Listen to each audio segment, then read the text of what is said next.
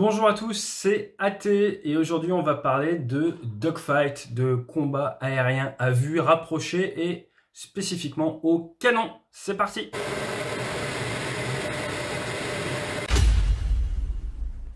Alors, c'est parti. Comment est-ce qu'on se bat avec un aéronef qui n'a plus que des canons?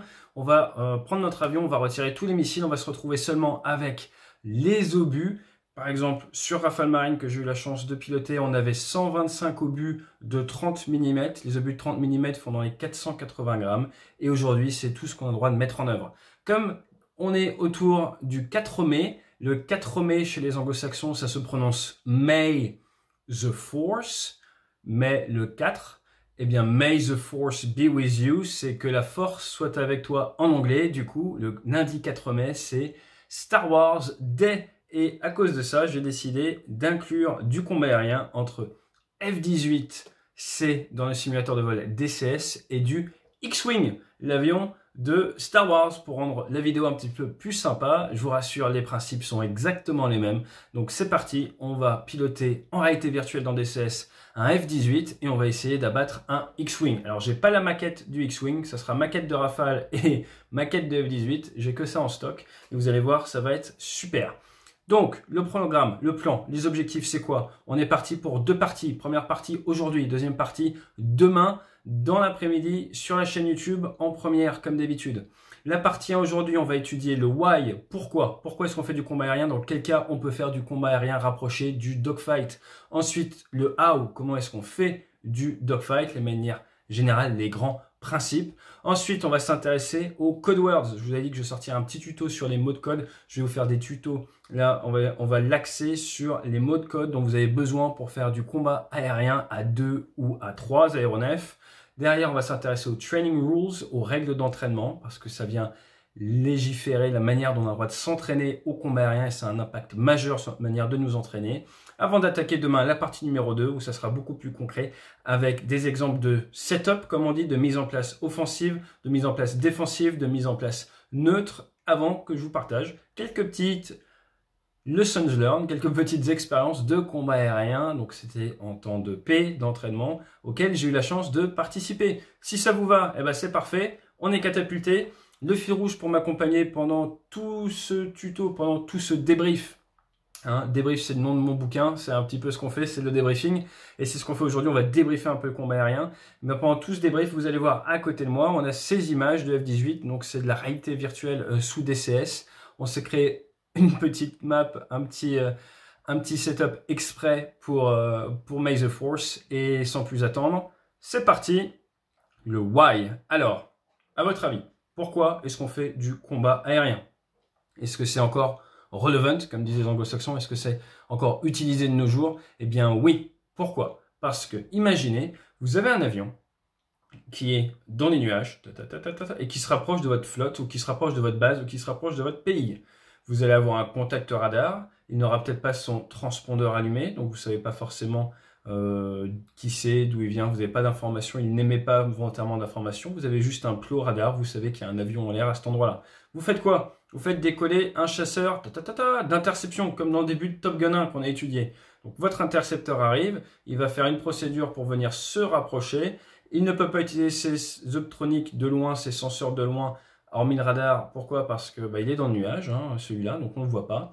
Il arrive, il se rapproche, il est dans les nuages, il est étagé, il se rapproche, il fait sa fin d'interception, et là, pouf, on sort des nuages. Et qu'est-ce qu'il voit? Il voit un avion de chasse ennemi avec armé jusqu'aux dents. Ok, d'accord, donc il rencontre l'état-major, et à ce moment-là, l'avion de chasse ennemi armé jusqu'aux dents décide, comme dans les Chevaliers du Ciel, de lui briquer dessus et de commencer à l'engager. À partir de là, vous pouvez avoir un F-22, vous pouvez avoir un F-35, vous pouvez avoir un Rafale, un F-18, n'importe quoi. Et ben vous êtes dans le cercle à vue. Vous n'aviez pas d'autre choix que de vous rapprocher à vue et vous êtes automatiquement, à cause des contraintes de temps de paix, à cause des règles d'engagement, des ROI, Rules of Engagement, règles d'engagement, vous avez été obligé de vous rapprocher pour une identification visuelle qui, à cause de la météo, a dû se faire de très près. Oui, par exemple, il y a l'OSF, Optique Secteur Frontal sur Rafale, une sorte de super caméra qu'on a devant ici, qui peut vous aider à voir le contact à plusieurs dizaines de kilomètres, une sorte d'image télé, ou vous pouvez avoir des pods de désignation laser qui peuvent être utilisés en RR. Mais si l'adversaire est dans les nuages, ça ne vous aidera pas. Il y a d'autres systèmes qui existent, comme le NCTR ou autres, qui comptent par exemple au niveau des moteurs certaines choses. Ce n'est pas disponible sur tous les aéronefs, ce n'est pas disponible avec tous les radars. Donc certains ne l'ont pas, le Rafale par exemple, ne l'a pas, donc vous devez vous rapprocher. Certains Mirage 2000 l'ont par contre, mais c'est un autre sujet. Très bien. Donc pourquoi le combat aérien à courte distance? Parce que vous pouvez être forcé de vous rapprocher de votre adversaire à cause des règles d'engagement, à cause d'une multitude de facteurs. L'autre point également, imaginez, vous êtes en train de voler en basse altitude dans une vallée, dans les montagnes ou autre, vous êtes dans une vallée et paf, là il y a un avion qui vous intercepte. Comment est-ce que vous interceptez un avion en fin de vallée? Peut-être que c'est un peu par hasard ou autre, vous tombez dessus, mais vous avez été gêné par des nuages, enfin pas des nuages, mais vous avez été gêné par le relief, vous êtes dans les Alpes, ça va se retrouver tout de suite à vue, et là, ah bah va falloir se battre. Alors vous allez me dire, je vais peut-être pas me cacher au fond de la vallée si j'en ai 22, effectivement, mais c'est également des cas possibles, notamment pour les avions plutôt d'ancienne génération. On va se cacher, si on n'est pas furtif, avec les masques de terrain. Regardez la bande d'annonce qu'on commente d'ailleurs de Top Gun 2, vous verrez qu'avec les F-18, ils font ce qu'on appelle un ingress. L'ingress, c'est quand on rentre dans le territoire ennemi, in vers rentrer, ingress. Quand on repart, c'est le egress. Et comme exit, in ou et, ingress, je rentre chez l'ennemi, egress, je ressors de chez l'ennemi. Donc il faut un ingress basse altitude pour être le plus discret possible. Rappelez-vous, les ondes radar sont stoppées par le relief. Donc si vous avez ici une montagne, que vous êtes dans la vallée, et que vous avez un avion qui est là avec un radar, un avion radar ou autre, et que vous êtes caché en fond de vallée, eh bien il ne pourra pas vous détecter. Donc c'est très très important. Donc voilà, on vient de décrire pourquoi est-ce qu'on peut se retrouver à faire du combat aérien à courte distance. Il existe également le combat aérien à longue distance, qu'on appelle BVR, Beyond Visual Range, au-delà de la portée visuelle, qui est l'opposé du combat aérien rapproché, qui est ce qu'on appelle le WVR, Within Visual Range, à l'intérieur du champ visuel. Alors, je sais que ça fait beaucoup d'anglicismes, je vous les traduis tous normalement, si j'oublie, je m'en excuse, mais je veux insister là-dessus parce que je sais qu'il y a des jeunes qui nous regardent, des personnes qui veulent faire pilote ou autre, et vous voyez, les anglicismes sont omniprésents, la langue anglaise est omniprésente. La meilleure chose que vous pouvez faire pendant ce confinement, la meilleure chose que vous pouvez faire pour vous préparer à un métier de pilote, c'est de travailler votre anglais. Vous voyez, j'arrive pas à faire 2 phrases sans mettre un terme anglais. Donc c'est indispensable d'être à l'aise avec cette langue-là. N'hésitez pas à regarder tous les films que vous pouvez en anglais, à faire du forum Discord, jouer en jeu vidéo en anglais, c'est très très important. Je ne peux pas trop le répéter.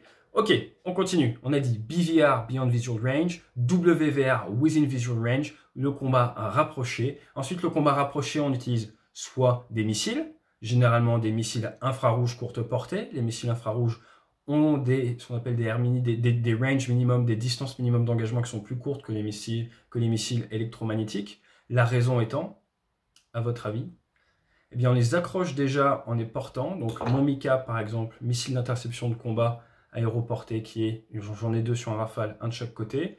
Sur F-18 c'est de l'AIM 9X par exemple ou 9L.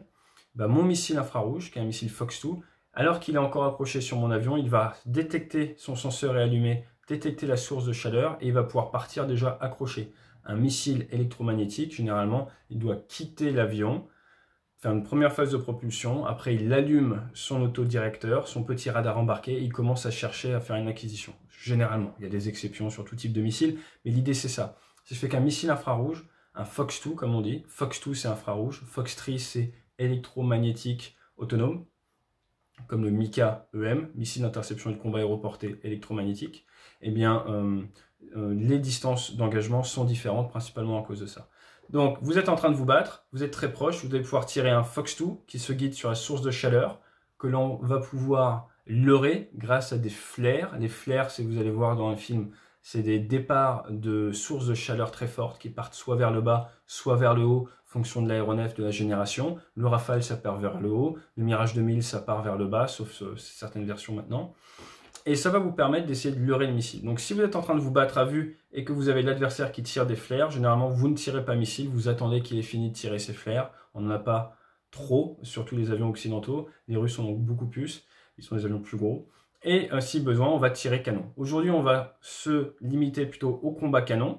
Regardez les chevaliers du ciel. De base, généralement, on ne se bat pas toujours avec des missiles. J'ai déjà expliqué pourquoi, notamment à cause de la fatigue des emports. Ça fatigue les missiles de voler. Donc, on va se retrouver dans des postures où il va falloir prendre un tir canon sur votre adversaire. Comment est-ce qu'on fait pour faire un tir canon sur notre adversaire? Eh bien, généralement, il n'y a pas de secret, il va falloir mettre le nez légèrement en avant sur la trajectoire de l'ennemi.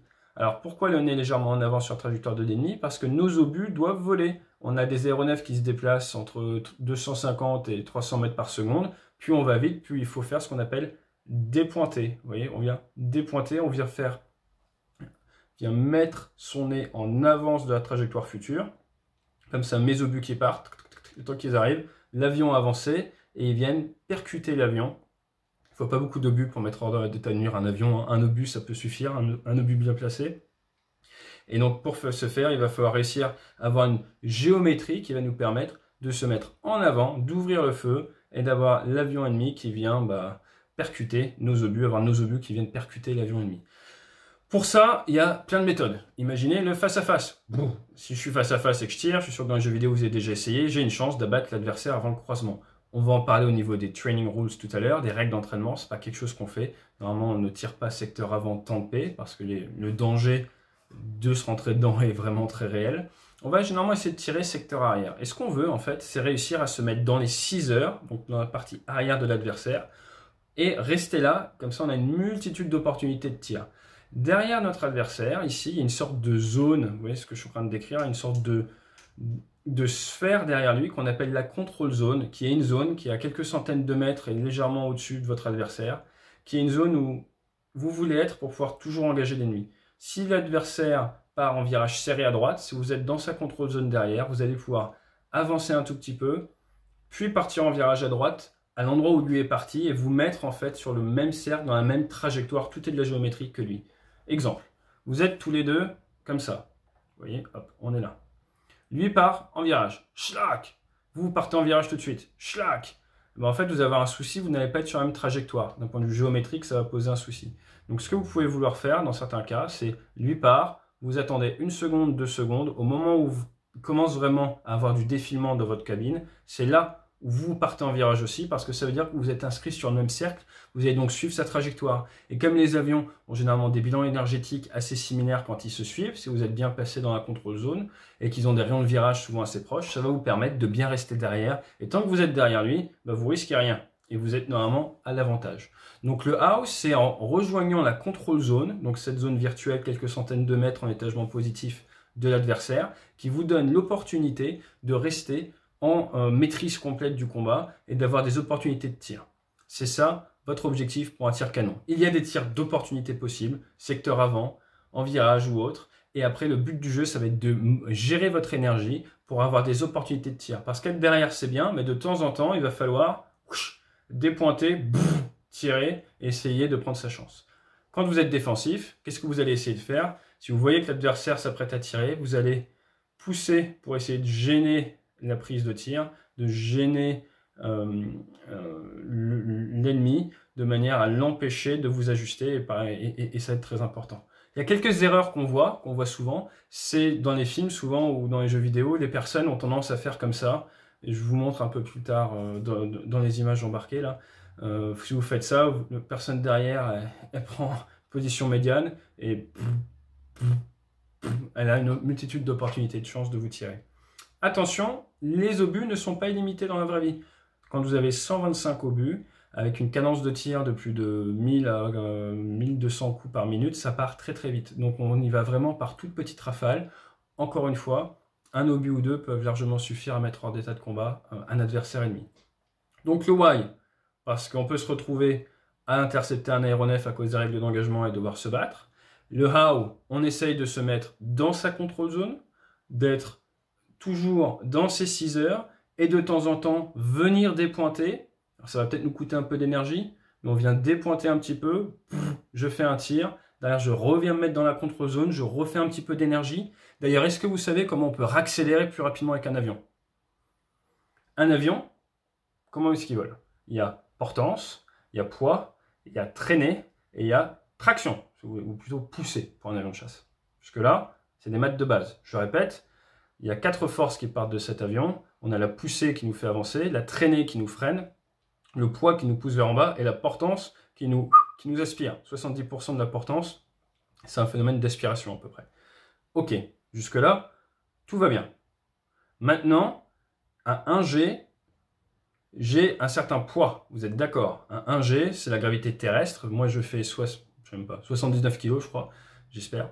79 kg.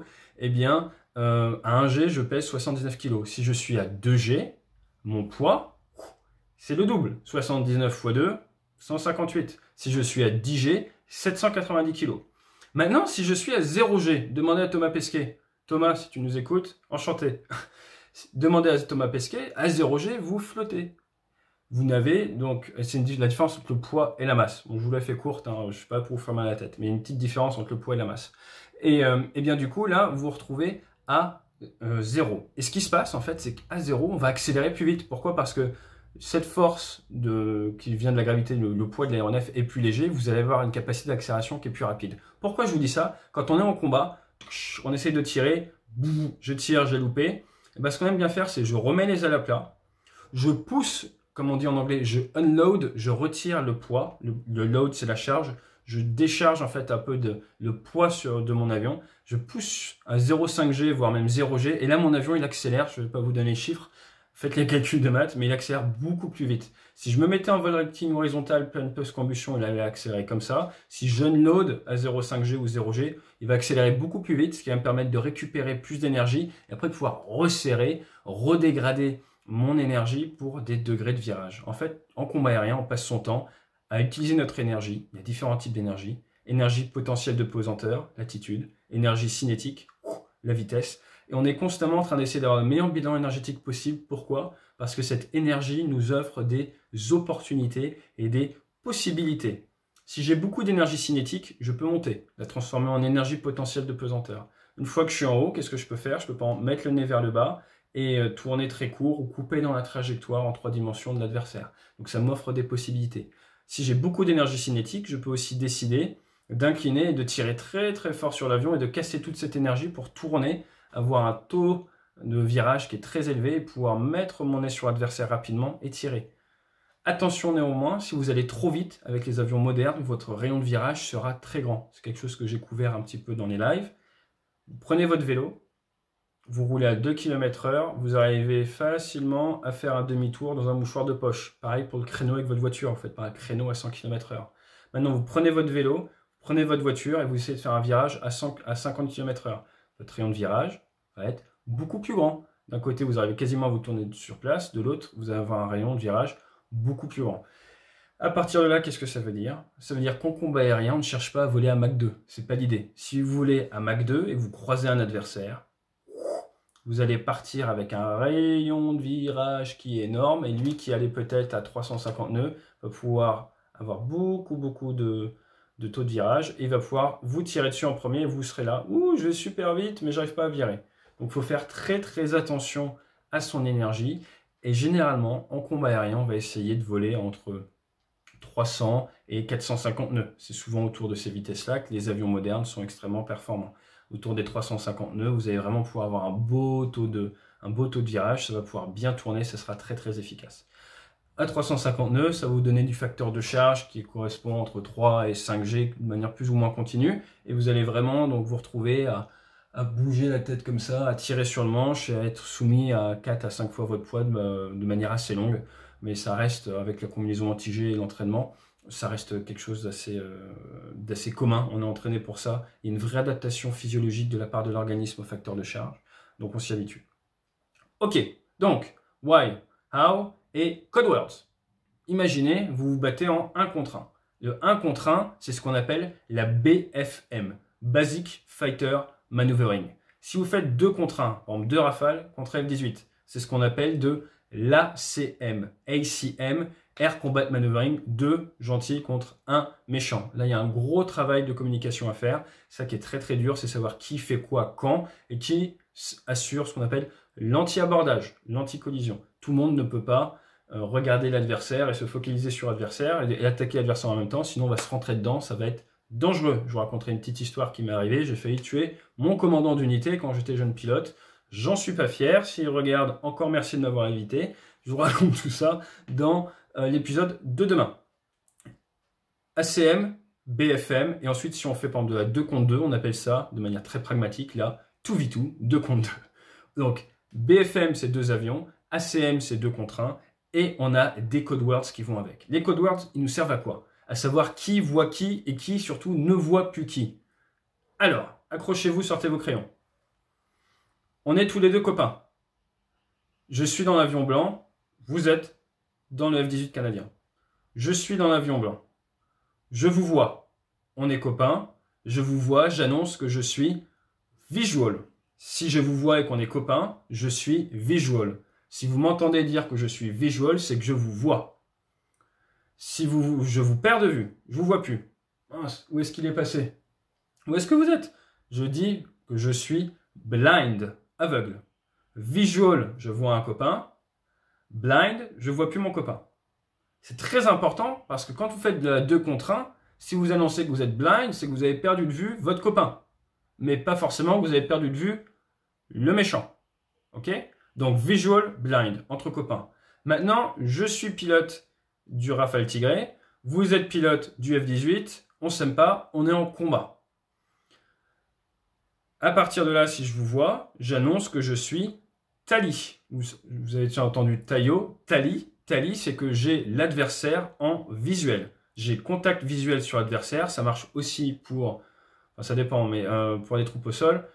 Si on voit des ennemis au sol, on peut dire contact ou Tali. Mais Tali, normalement, c'est que je vois des adversaires. Très bien. Tali, je vois les adversaires. Maintenant, je ne vois plus l'adversaire. Je suis no joy. No et plus loin joy. No joy, je ne vois plus l'adversaire. Donc imaginez, on est en 2 contre 1. Je peux être visual, no joy. Ça veut dire, je vois mon copain, mais je ne vois pas l'adversaire. Si je suis Tali visual, je vois le méchant, je vois le copain. Si je suis blind, no joy, je vois personne, ce qui a un impact direct sur la sécurité. À ce moment-là, je suis censé mettre à une altitude repère, une altitude de refuge prévue à l'avance. Ce qui fait que tout le monde sait que par exemple je suis à 12 000 pieds et personne ne vient à 12 000 pieds. Ça nous permet de nous étager, d'éviter de se rentrer dedans. Donc on répète, Tali, visual, Tali c'est un ennemi, visual c'est un copain, blind, no joy, blind j'ai perdu de vue un copain, no joy j'ai perdu de vue un ennemi.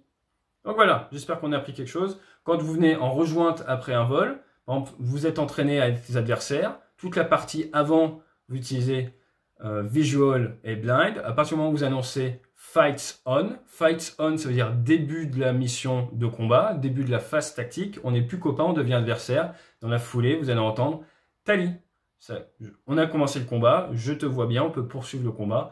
Toute la règle de sécurité se passe bien. Donc, Tali, visual, blind, no joy, fights on. Fights on, c'est le début du combat, début de la phase d'entraînement tactique. Donc on a toute la partie qu'on appelle admin du décollage à l'arrivée sur zone, la séparation. Fights on, début du combat. Le combat se finit soit sur un terminate, fin de la partie tactique, terminate. Soit vous l'annoncez, soit vous le demandez. On verra vendredi, je fais une vidéo sur le combat F-22 contre Rafale de 2009. Il y a un request terminate. Si vous n'avez pas l'autorité d'arrêter le combat, vous demandez l'arrêt du combat. Request terminate. Temps de paix, sans souci, sans panne. S'il y a un souci de sécurité, vous annoncez knock it off. C'est KIO, l'abréviation. Knock it off. On arrête tout. Et normalement, s'il y a un knock it off, on n'a pas le droit de reprendre le combat derrière, on est obligé de rentrer. Là, ça dépend un petit peu des unités et tout. Mais normalement, si on regarde les textes, knock it off, c'est fin de la mission. Pour tout le monde, il y a eu un souci de sécurité, tout le monde rentre à la base. Dans certains cas, certains font knock it off et reprennent le combat derrière, peut-être avec moins d'aéronefs, ça dépend. Mais normalement, knock it off, c'est vraiment, il y a eu la sécurité qui a été engagée, on arrête les frais pour aujourd'hui, on rentre, on pose des stylos, on débrief. Knock it off, en temps normal, c'est terminate. Donc, Tali, visual, blind, no joy, fights on, terminate ou request terminate, ou alors, souci de sécurité, knock it off. On a appris un petit peu les code words. Qu'est-ce qu'on peut avoir d'autre? On peut avoir standby VID. Vous êtes avec un contrôleur sol, vous arrivez pour faire une VID, une Visual Identification, une reconnaissance, une interception. Au moment où vous arrivez et que vous allez commencer à dire des informations, vous pouvez annoncer à la radio standby VID. En gros, ça veut dire taisez-vous tous, je vais revenir avec des informations sur mon identification visuelle. J'ai besoin du créneau à la radio, j'ai besoin de pouvoir parler, tout le monde se tait. Standby VID. Ensuite, quand vous êtes en vol et que vous partez d'un coup sévère comme ça, c'est ce qu'on appelle un break turn. Généralement, on va essayer de partir vers le bas, on peut leurrer. Paf, on part vers le bas, c'est un break turn. En combat à plus grande distance, ça peut être aussi un abort, qui est une figure particulière. Mais déjà, avec ces mots-là, on va pouvoir comprendre un peu mieux ce qui se passe, un peu mieux les communications, notamment quand on étudiera le combat de vendredi prochain. Très très important, cette communication. Pourquoi? Parce que quand vous faites de la 2 contre 1, il y a une notion d'anti-abordage, comme je vous disais tout à l'heure. Donc c'est toujours indispensable qu'il y ait un des pilotes, un des 2 alliés, qui soit en charge de l'anti-abordage. C'est ce qu'on appelle le rôle de engaged, engagé, ou supportive, supporter, fighter. Donc soit vous êtes au combat et c'est votre rôle de rester pas de loqué. Pas de lock, c'est que vous êtes concentré sur l'adversaire et vous avez le droit de ne regarder que lui. Soit c'est votre rôle de garder la situation awareness, la compréhension de votre environnement, où vous voyez à la fois l'adversaire, vous voyez à la fois votre allié. Donc c'est la situation entre engage et supportive. Et ce qui est le plus important, c'est cette notion d'anti-abordage qui est, encore une fois, extrêmement importante. Si vous avez 2 avions qui sont engage, les 2 avions regardent l'adversaire, ils risquent de se rentrer dedans. Et comme je vous l'ai dit, je vous raconte tout ça demain, ce qui m'est arrivé.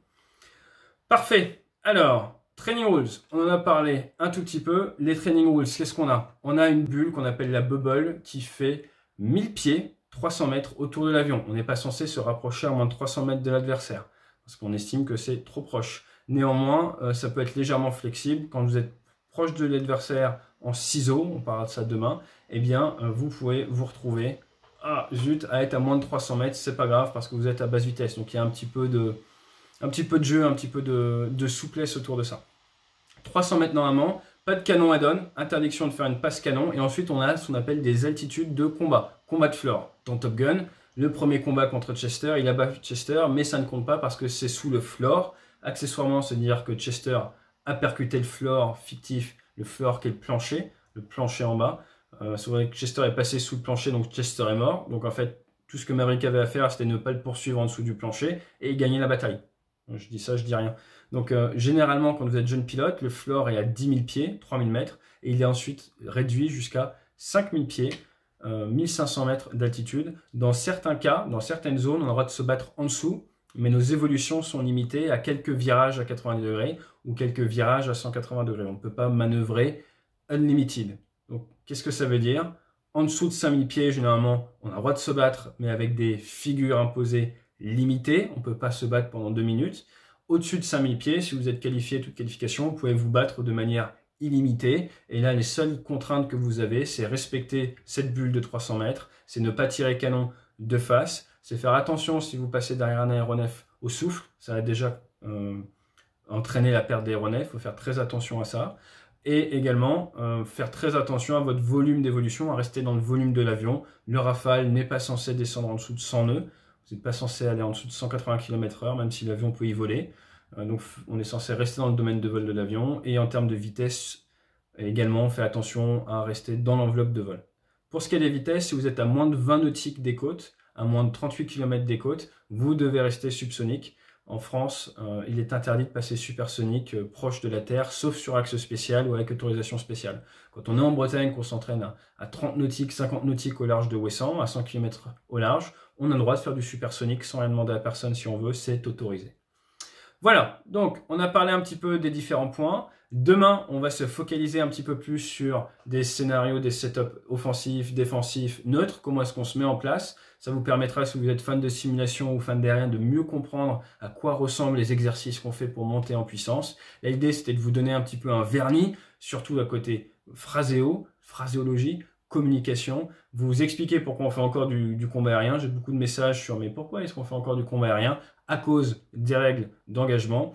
Vous expliquer un petit peu les grandes bases. Donc je vous répète encore une fois, c'est la control zone qui est importante. Et une fois que vous êtes dans la control zone, vous essayez de ne pas la lâcher. On parlera demain du combat un cercle ou du combat 2 cercles. J'en ai déjà parlé un petit peu dans certaines vidéos si vous regardez dans les autres webinaires. Mais vous verrez qu'un cercle, c'est nez contre nez. Et 2 cercles, c'est tout le monde en fait tourne dans la même direction, mais peut-être avec des géométries différentes. Donc vous voyez, la géométrie, c'est important. Si vous préparez le bac ou autre, un peu de maths, un peu de géométrie et surtout de l'anglais, de l'anglais, de l'anglais. J'espère que ça vous a plu. Notre nouveau site web combatproven.org est en ligne. On a également les cours pour la préparation des entretiens. Il fait plus de 2h10 pour vous aider, que ce soit les entretiens civils ou militaires. Moi, comme je vous ai déjà dit, maintenant, je fais des interventions à la télé au Canada en anglais. Donc, il y a un petit peu de cette expérience-là aussi qui vient aider. Mais ça vous aidera à mieux préparer des sélections, quelles qu'elles soient. Donc, c'est un petit cours qui est disponible. Et on a également tout un cours sur l'aéronaval qui vous explique toute la carrière de A à Z. Donc, n'hésitez pas, on va créer des cours un petit peu de développement personnel dans les semaines qui viennent et également des cours en anglais. À partir de maintenant, je vais essayer de poster toutes les vidéos en bilingue, c'est mon côté canadien. Donc on aura à la fois la version anglaise, à la fois la version française. Elles seront légèrement différentes. Je travaille pas en scripté, je travaille en bullet points. C'est-à-dire que j'ai des points que je veux traiter lors de mes vidéos, mais je n'écris pas tout le scénario. Donc à partir de là, les anecdotes peuvent être légèrement différentes, le séquençage peut être légèrement différent. Donc si vous êtes bilingue, si vous avez le temps, surtout si vous êtes élève ou autre et que vous voulez faire cette carrière, je ne peux que vous recommander de regarder les vidéos dans les deux langues, ça vous aidera. J'ai un accent un peu bizarre, je m'en excuse, mais vous verrez. L'autre point qui est intéressant, vous vous rendrez compte que pour passer la même somme d'informations en anglais, le temps est plus court. J'arrive à passer plus d'informations en anglais dans le même temps parce que c'est une langue d'action et au niveau des mots de liaison ou autres, vous vous rendrez compte que ça va plus directement à l'objectif quand on s'exprime en anglais. J'espère que ça vous a plu. N'hésitez pas à nous laisser un message, à vous abonner, à partager. N'hésitez pas à partager cette semaine. Hein, l'idée, c'est vraiment monter en compétence Dogfight pour bien comprendre une bonne fois pour toutes ce qui s'est passé dans ce combat aérien F-22 contre Rafale. Et derrière, on commencera à traiter également un petit peu des autres types d'aéronefs. Donc, si vous vous intéressez à l'aviation militaire, faut pas louper les vidéos de cette semaine. Ça devrait vous plaire. À très vite.